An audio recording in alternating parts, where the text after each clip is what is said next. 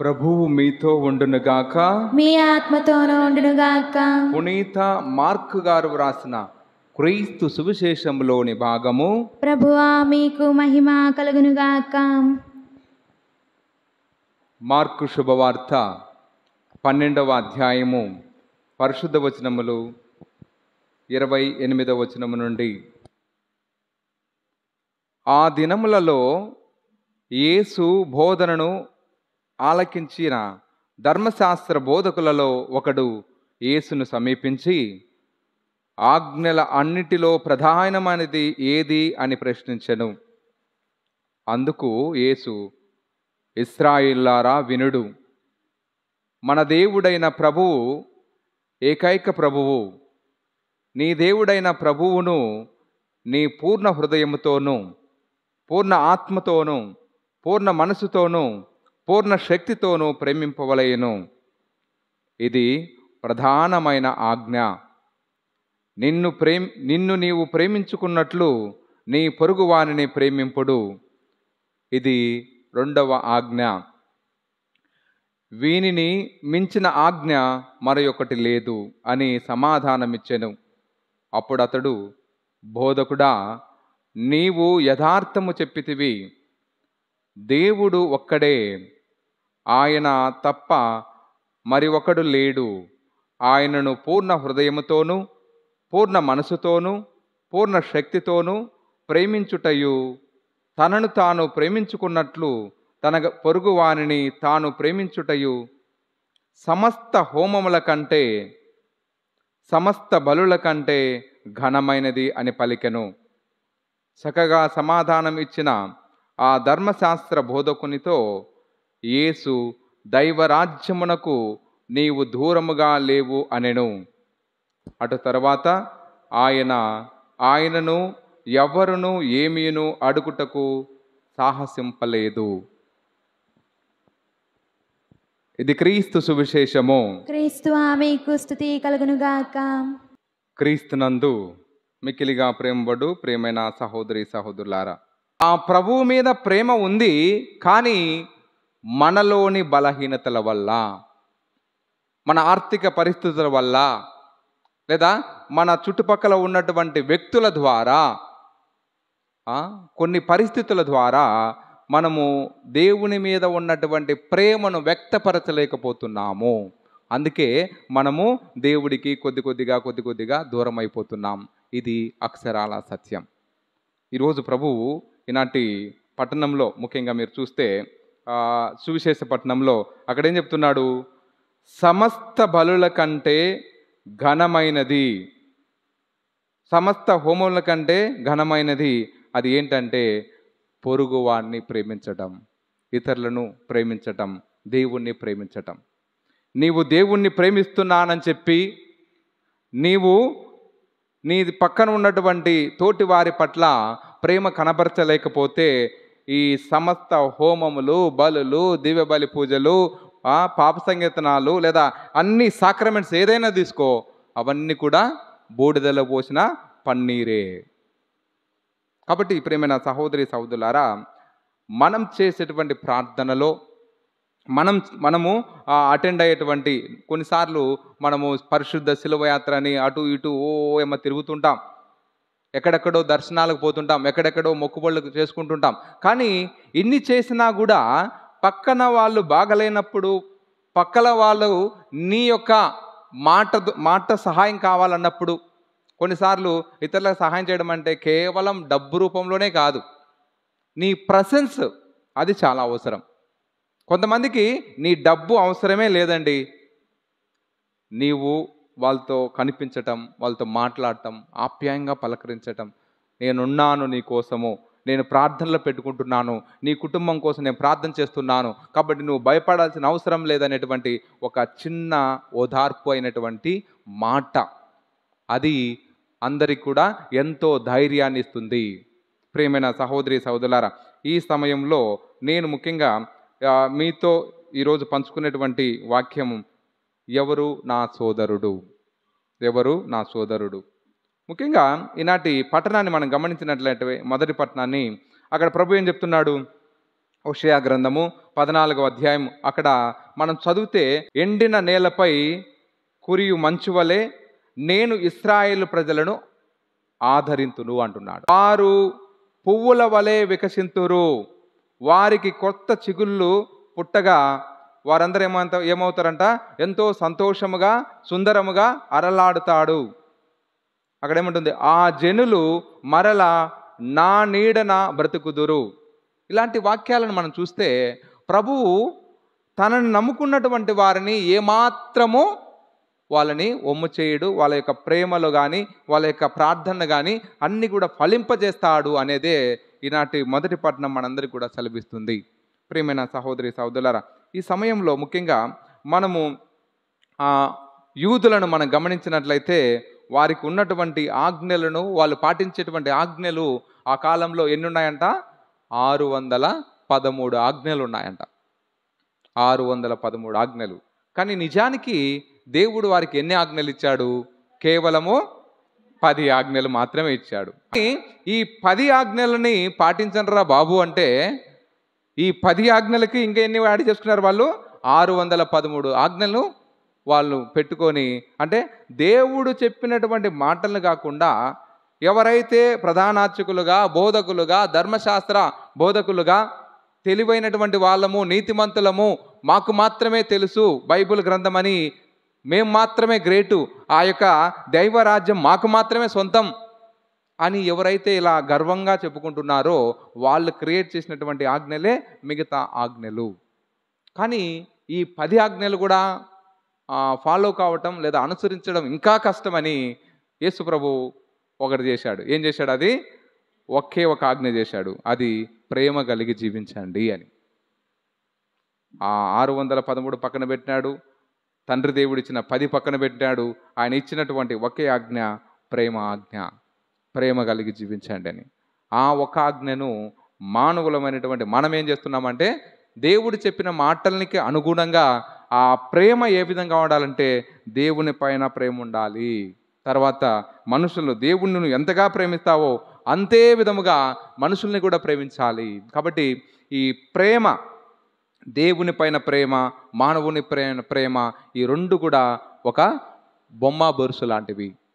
మన currency note పైన లేదా ఆ యొక్క బొమ్మ బొరుసు ఏ విధంగా అయితే ఉంటుందో ఆ కాయిన్ పైన, ఆ విధంగా దేవుని ప్రేమ, మనిషి ప్రేమ రెండు కూడా మిళితమైపోయినప్పుడే దేవుని యొక్క ఆజ్ఞలు, దేవుని యొక్క అనుగ్రహాలు మనం ఇంకా ఎక్కువగా నోచుకుంటామనేదే ఈరోజు పరిశుద్ధ గ్రంథం మనందరికీ కూడా తెలియజేస్తుంది. ప్రియమైన సహోదరి సహోదరులారా, ముఖ్యంగా ఈ యొక్క దేవుని ప్రేమను మనం చాలాసార్లు చూస్తాం. ఎందుకు మనము దేవుణ్ణి ప్రేమించాలంటే దేవుడే ఈ మాట చెప్తున్నాడు కాబట్టి. ఈనాటి మొదటి పట్టణంలో అయితే, ఈనాటి సువిశేష పట్టణంలో అయితేనేమి ప్రభు ఏం చెప్తున్నాడు? నీ దేవుడైన ప్రభువును నువ్వు పూర్ణ హృదయముతో, పూర్ణ శక్తితో, పూర్ణ మనసుతో నువ్వు ప్రేమించు అంటున్నాడు. అది ఇప్పుడు యేసు ప్రభు చెప్పిన మాటే కాదు. అలనాడు యావే దేవుడు కూడా లేవి కాండము 6వ అధ్యాయము 5వ వచనంలో ఇదే మాటల్ని మళ్ళా ఆయన బలపరుస్తూ చెప్తున్నాడు. అంటే తండ్రి చెప్పినటువంటి మాటే కుమారుడు కూడా, క్రీస్తు ప్రభు కూడా చెప్తున్నాడు. మనమందరం దేవుని యొక్క అనుగ్రహాలను పొందుకోవాలంటే దేవుని మనము సంపూర్ణంగా మనము ప్రేమించాలనేదే మనకు దేవుడు మొదటగా ఇచ్చేటువంటి ఆజ్ఞ. ఇక రెండవ ఆజ్ఞ, దేవుడు మనకు ఇచ్చేటువంటి ఆజ్ఞ ఏంటంటే లేవి కాండము 19వ అధ్యాయము 18వ వచనం మనం చూస్తే, మనము ఇరుగు పొరుగు వారిని కూడా మనం ప్రేమించాలి. వాళ్ళపైన పగ కానీ వైరం కానీ ఏమి కూడా పెట్టుకోకూడదు. వారిని దేవుడు మనల్ని ఏ విధంగా ప్రేమిస్తున్నాడో మనం కూడా వారి పట్ల అదే ప్రేమను వ్యక్తపరచాలనేదే పరిశుద్ధ గ్రంథం మనందరికీ కూడా తెలియజేస్తుంది. ఈ సమయంలో ముఖ్యంగా ఎవరు మన సోదరుడు? ఎందుకు మనము సోదరుని ప్రేమించాలంటే, యోహాను శుభవార్త 13వ అధ్యాయము అక్కడ 34 నుండి మనం చూస్తే, నేను మిమ్ము ప్రేమించినట్లే మీరును ఒకరిని ఒకరు ప్రేమించుకొనుడు. మీరు పరస్పరము ప్రేమ కలిగి ఉన్నచో దీనిని బట్టి మీరు నా శిష్యులని అందరూ తెలుసుకొందురు. దేవుడు మనకు ఎందుకు ఇతరులను ప్రేమించమని చెప్తున్నాడంటే, దేవుని శిష్యులుగా మారాలంటే, దేవుని యొక్క దీవెనను మనం ఎక్కువగా పొందుకోవాలంటే, ఇదిగో పలానా వ్యక్తి యేసు ప్రభు యొక్క లక్షణాలను పుణికిపుచ్చుకొని బ్రతుకుతున్నాడు, ఇదిగో ఈయన నిజంగా దేవుని యొక్క ప్రతిరూపం అని చెప్పుకోగలగాలంటే నీవు ఇతరులను ప్రేమించాలి. అది ప్రభు చెప్పేవాడు. అందుకే ప్రభు ఏమంటున్నాడు, ప్రేమ కలిగినటువంటి వారిని దేవుడు తెలుసుకొని ఉంటాడంట. ప్రేమించేవాడు దేవుణ్ణి తెలుసుకొని ఉంటాడు. కాబట్టి ఎవరైతే ఇతరుల పట్ల ప్రేమ కలిగి ఉంటారో వాళ్ళు మాత్రమే దేవునికి బాగా తెలిసినటువంటి బిడ్డలుగా ఉండబోతున్నారు. కాబట్టి ఈరోజు ప్రభు శిష్యులలో నీ ఒకటిగా చెప్పుకోవాలి లేదా ఒకటిగా పరిగణించబడాలంటే మనం ఇతరులను ప్రేమించాలనేదే ప్రభు మనకిచ్చేటువంటి సందేశం. ప్రేమైన సహోదరి సహోదరులారా, మదర్ తెరేసా గారు కలకత్తాలో ఆమె ఇక కుష్ఠ వ్యాధులకి వాళ్ళందరికీ కూడా రోగులకి ఆమె సహాయం చేస్తున్నప్పుడు ఆమె పక్కనే ఉన్నటువంటి ఒక కాళికామాత టెంపుల్లో ఉన్నటువంటి పనిచేస్తున్నటువంటి ఒక ఆ యజమాని ఆయన ఏం చేశాడంట, ఈమె ఏదో అందరినీ కూడా అందరినీ కూడా ప్రోగు చేసి ఏదో మోసం చేస్తుంది, బాగా అట్రాక్ట్ చేస్తుంది ప్రజల్ని, ఈమెను ఎలాగైనా ఇక్కడ నుండి ఖాళీ చేయించాలని చెప్పేసి ఆమె పైన చాలా కోపతాపాలతో ఆమెను దండించి ఆమెను బెదిరించడం జరుగుతుంది. కానీ కాలక్రమేణము కొద్ది రోజుల తర్వాత ఆ వ్యక్తి ఎవరైతే ఆమెను బెదిరిస్తాడో ఆ వ్యక్తి అనారోగ్య పాలవుతాడు. అనారోగ్య పాలైనప్పుడు కుష్టి వ్యాధితో ఉన్నప్పుడు ఇదే స్త్రీ అంటే మదర్ తెరేసా ఆ వ్యక్తి దగ్గరికి వెళ్ళి ఆయన్ని పలకరించి ఆయనకు సేవ చేయడం మనం చూస్తున్నాం. ఆయన చెప్తాడు, నేను ఎన్నో సంవత్సరాల నుంచి ఈ కాళికామాతను నేను పూజిస్తున్నాను, కానీ కాళికామాత నాకు ఎప్పుడు కనపడలేదు. కానీ ఈరోజు కాళికామాత నా కళ్ళకు కనిపిస్తుందంటే అది నీ రూపంలో కనబడుతుంది. కాబట్టి కాళికామాత నేను చూడలేదు, కానీ ఆ దేవత ఎవరో నాకు తెలియదు, కానీ నాకు కనిపించే దైవం నీవే అని చెప్పేసి ఆమెను ప్రశంసించినట్టు పొగిడినట్టు మనం చూస్తున్నాం. అంతేకాదు అక్కడ ఉన్నటువంటి స్థలానంతటిని కూడా ఆమెకు గిఫ్ట్గా ఇవ్వడం జరుగుతుంది. కాబట్టి ప్రియమైన సహోదరి సహోదరులారా, ఇక్కడ సోదరుడు అంటే ఎవరో కాదు, మన చుట్టుపక్కల ఉన్నటువంటి వాళ్ళే, మా పొరుగు వాళ్ళు. ఆ పొరుగు వాళ్ళు ఆ మదర్ తెరేసా యొక్క వినాశనాన్ని కోరుకున్నా కూడా మదర్ తెరేసా మాత్రము ఆయనకి సహాయం చేసింది. ఈరోజు దేవుడు చెప్పేటువంటి పొరుగు వాళ్ళు ఎవరంటే, నీకు సహాయం చేసినాడు కాబట్టి నువ్వు తిరిగి సహాయం చేస్తే వాళ్ళు కాదు. ఇదో నా ఇంటి పక్కన ఉన్నాడు, నాకు ఎప్పుడు పప్పు అడిగినా ఉప్పు అడిగినా కూర అడిగినా ఏమడిగినా ఇస్తుంటాడు, కాబట్టి వీళ్ళే నా పొరుగు వాళ్ళని మనం అనుకుంటుంటాం. కానీ మనకు ప్రతిఫలం అంటే మనం సాయం చేస్తే, మనం 100 రూపాయలు సాయం చేస్తే నాకు 1000 రూపాయలు ఈయన ఇస్తాడు కదా, ఈయనే నా పొరుగువాడని మనం అనుకుంటుంటాం. కానీ నిజానికి మన పొరుగు వాళ్ళు ఎవరంటే మన శత్రువులే. మన శత్రువులనే మనము మన సొంత పొరుగు వాళ్ళలాగా దేవుడు ఇచ్చినటువంటి బిడ్డల్లాగా మనము వారిపైన మన ప్రేమను వ్యక్తపరచాలనేదే ప్రభువు మనందరికీ కూడా సెలవిస్తున్నాడు. ప్రేమైన సహోదరి సహోదరులారా, మనం కొన్ని సందర్భాల్లో మనం చూస్తాం, దేవుడు ఈ యొక్క ఆజ్ఞల గురించి చెప్పిన తర్వాత ఎవడు నా పొరుగు వాళ్ళని అక్కడ ఉన్నటువంటి వాళ్ళు అడిగినప్పుడు ఆయన ఒక ఉపమానం చెప్తాడు. ఆ ఉపమానంలో చూస్తాం, ఒక మంచి సమరయుడి యొక్క కథ చెప్తాడు. ఆ మంచి సమరయుడి కథలో మనం చూస్తే అక్కడ ఒక వ్యక్తి అక్కడ పడిపోయినప్పుడు, గాయములతో ఉన్నప్పుడు అక్కడ ఏం జరుగుతుంది, 3 వ్యక్తులు ఆ వ్యక్తిని చూసుకొని పోతూ ఉంటారు. మొదటగా అర్చకుడు వస్తాడు, ఆయన చూస్తాడు. ఆయన ఏమనుకుంటాడంటే, ఆయన అర్చకుడు ఆయన యొక్క పని ఏంటంటే ప్రజల యొక్క యోగక్షేమాలను చూడడమే. ఒక అర్చకుడుగా, ఒక గురువుగా ఆ వ్యక్తి అందరూ బాగుండాలని ఎప్పుడు కూడా పూజలు చేసేటువంటి వ్యక్తి. కానీ అందరూ బాగుండాలి అని పూజలు చేసేటువంటి వ్యక్తి, ఒక వ్యక్తి అక్కడ కొన ఊపిరితో కొట్టుబిట్టలాడుతున్నప్పుడు ఆ వ్యక్తిని చూసి ఆయన ఏమనుకుంటున్నాడంటే, నా యొక్క ప్రార్థనకి నాకు సమయం అయిపోయింది కదా, ఈ తలతిక్క పనులని నాకెందుకు, ఆడికిపోతే నాకే ప్రాబ్లం వస్తుందో అని చెప్పేసి ఆయన వెళ్ళిపోవడం మనం చూస్తున్నాం. రెండవదిగా మనం చూస్తాం, అక్కడ ఉన్నటువంటి లేవీయుడు కూడా ఎవరికైనా ఇతరులకు సహాయం చేస్తే అది దేవుడికి చేసినట్టే అని చెప్పి తెలిసినటువంటి వ్యక్తి. కానీ అయినప్పటికీ కూడా ఆయన కూడా నిర్లక్ష్య భావంతో వెళ్ళిపోవటం మనం చూస్తున్నాం. అంటే ఒక పొరుగువాడు అక్కడ కష్టాల్లో ఉన్నా కూడా దేవుని యొక్క ప్రతినిధులుగా ఉన్నప్పటికీ కూడా వాళ్ళు చూడనట్టుగా వాళ్ళు వెళ్ళిపోయే సందర్భాన్ని మనం చూస్తున్నాం. కానీ ప్రియమైన సహోదరి సహోదరులారా, సమరయులకు యూదులకు మధ్య వాళ్ళిద్దరికీ బద్ధ శత్రుత్వం ఉందంట. ఎందుకంటే సమరయుల్ని అపవిత్రులుగా, పాపాత్ములుగా పరిగణించేటువంటి వ్యక్తులు. అక్కడ కొన ఊపిరితో ఉన్నటువంటి వ్యక్తి యూదుడు. ఆయన ఒక యూదుడిగా ఉన్నటువంటి వ్యక్తిని ఈ సమరయులు పోయి తాకడం కానీ చూడడం కానీ వాళ్ళకి ఎదురు రావడం కానీ అదంతా కూడా అపవిత్రంగా భావిస్తారు. కానీ ఇవన్నీ కూడా ఆ సమరయుడికి తెలుసు. ఇదిగో పడిపోయినటువంటి వ్యక్తి ఒక యూదుడు, ఆయన ముట్టుకుంటే సంఘం నన్ను వెలివేస్తుంది అని ఆయనకు తెలుసు. అయినప్పటికీ కూడా, అన్ని తెలిసినప్పటికీ కూడా ఆ వ్యక్తి, ఆ కొన ఊపిరితో ఉన్నటువంటి వ్యక్తిని ఎలాగైనా మనము అతన్ని బాగు చేయాలని చెప్పి అతని దగ్గరికి పోవటం, తనకున్నటువంటి ద్రాక్ష రసముతో అక్కడ ఉన్నటువంటి ఆ గాయాలన్నిటిని కూడా ఆయన శుభ్రపరచటం, ఫస్ట్ ఎయిడ్ అంటాం. ఆ విధంగా ఆ వ్యక్తిని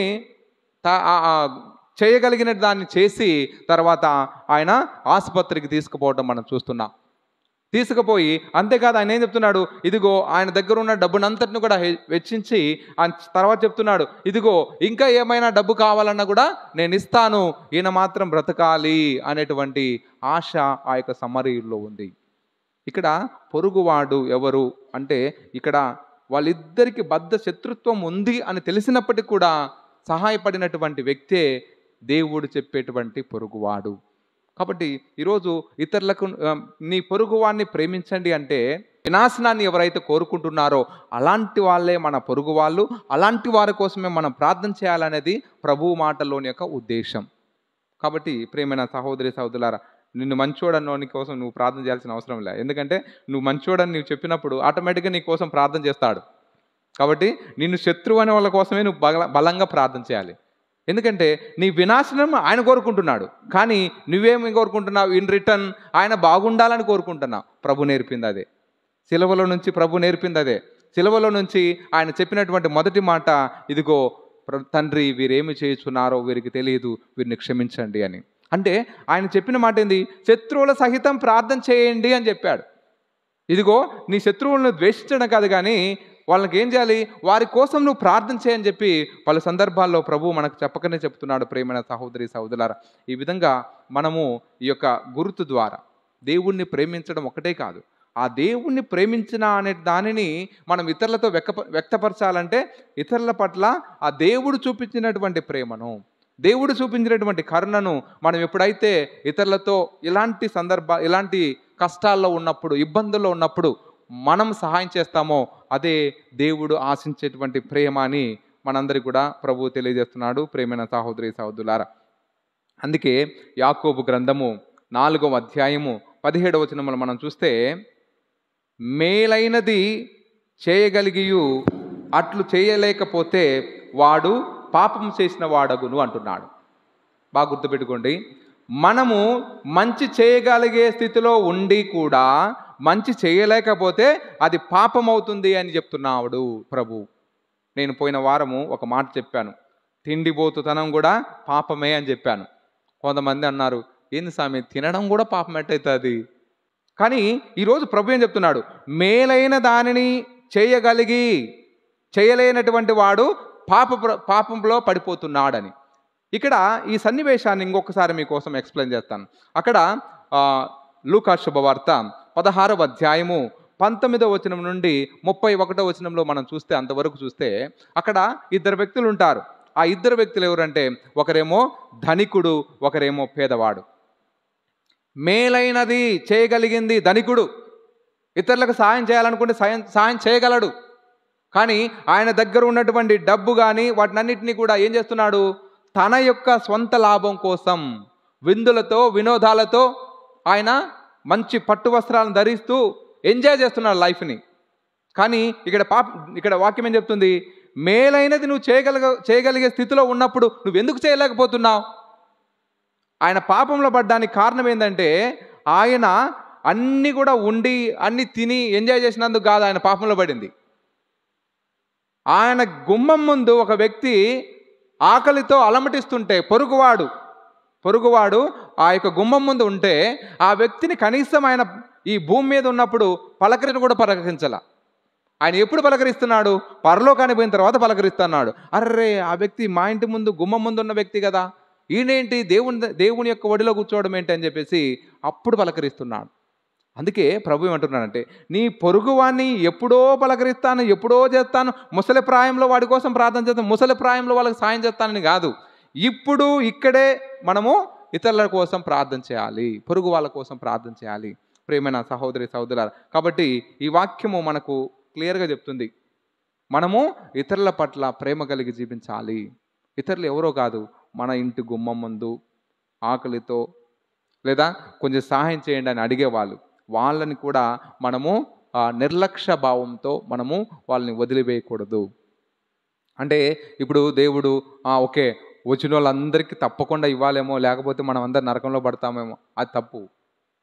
ప్రభు క్లియర్గా చెప్తున్నాడు, నువ్వు సహాయం చేయగలిగే స్థితిలో ఉండి కూడా నువ్వు చేయలేకపోతే అప్పుడు నువ్వు పాపంలో పడుతున్నావు. లేదా నీ దగ్గరే లేదు, నీ దగ్గరకు వచ్చి అడిగినారు, అలాంటప్పుడు నీవు ఇవ్వలేని స్థితిలో ఉన్నప్పుడు, నీకు అంత స్తోమత లేనప్పుడు అది పాపం కాదు. అలాంటి పరిస్థితుల్లో మనం ఏం చేయాలంటే, ఇదిగో ప్రభువా నా దగ్గర ఏమీ లేదు కానీ నన్ను అడుగుతున్నాడు, కానీ ఈ వ్యక్తి కోసం నేను ప్రార్థన చేస్తున్నాను, ఈ వ్యక్తికి నీవే సహాయం చేయి. కనీసం నువ్వు చేయలేని పరిస్థితిలో ఆ వ్యక్తిని కానీ, ఆ కుటుంబాన్ని కానీ, ఆ సమస్య కోసం కానీ నువ్వు ప్రార్థన చేయగలుగుతున్నావా? నీ బాధ్యత అదే. ఈ యొక్క తపస్కాలంలో ప్రభువు మన నుండి కోరుకునేది, కనీసం నువ్వు ఇతరులకు నువ్వు డబ్బు రూపంలో లేదా వాళ్ళ యొక్క సహాయాన్ని నువ్వు తీర్చలేనటువంటి పరిస్థితిలో వాళ్ళ కోసం ప్రార్థన చెయ్యి అనేదే ప్రభువు ఈరోజు నిన్ను నన్ను మనందరినీ కూడా ఆశించేది. ప్రేమైన సహోదరి సహోదరులారా, 1 యోహాను 4వ అధ్యాయము 20-21 వచనాల్లో మనం చూస్తే అక్కడ ప్రభు వాక్యం చెప్తుంది, ఇదిగో నేను దేవుణ్ణి ప్రేమిస్తున్నానని చెప్పి ఇతరుల పట్ల ద్వేషంతో, పగతో, ప్రతీకారంతో, కోపంతో రగిలిపోతున్నావా? అయితే నువ్వు ఒక అబద్ధికుడుగా ఉండబోతున్నావు, నువ్వు అసత్యవాదిగా ఉంటున్నావు అంటున్నాడు. కాబట్టి ఈరోజు మనం దేవుని యొక్క ప్రేమను, దేవుని యొక్క ఆ కరుణను మనందరం కూడా ఇతరుల పట్ల వ్యక్తపరచాలంటే అది ఒకటే. అది ఏ విధంగా అంటే, ఇతరులను మనము ఆ దేవుడు కనబరిచినటువంటి ఆ ప్రేమను ఇతరులతో మనం వ్యక్తపరచడమే. మన మాటల ద్వారా, మన ప్రవర్తన ద్వారా, మన నడవడిక ద్వారా, మన యొక్క సహాయం ద్వారా. ఆత్మ పరిశీలన చేసుకుందాం. దేవుడు మనందరినీ దీవించునుగాక. పిత పుత్ర పవిత్ర ఆత్మ నామమున.